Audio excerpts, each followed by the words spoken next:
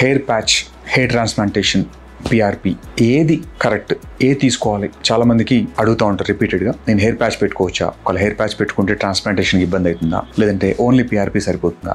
So simple అండి, donor availability లేకపోతే అంటే గ్రేడ్ 6 ఆర్ గ్రేడ్ 7 బాల్నెస్లో మనకి ఎటువంటి ఆల్టర్నేట్ ఉండదు. బాడీ హెయిర్, బియర్డ్ ఏది లేకుండా మనం డోనార్ తక్కువ ఉన్నప్పుడు 100% first choice is hair patch. వాళ్ళలో ట్రాన్స్ప్లాంట్ కానీ పిఆర్పి కానీ ఎటువంటి పని లేదు, అవసరం లేదు, వర్క్ చేయవు. కానీ హెయిర్ డిఫ్యూజ్ థిన్నింగ్ అంటే హెయిర్ ఉంది మొత్తం థిన్ ఉంది, వాళ్ళలో PRP is the best solution. పిఆర్పిలో మనకు చాలా టైప్స్ ఉంటాయి.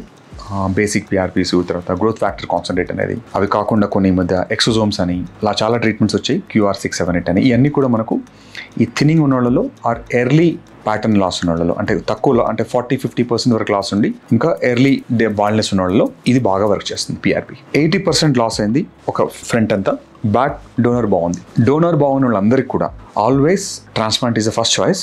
కొన్నిసార్లు టైం కనుక మీరు ట్రాన్స్ప్లాంట్ పోస్ట్పోన్ చేయదలుచుకుంటే పిఆర్పి సెషన్స్ తీసుకోవచ్చు, తప్పలేదు.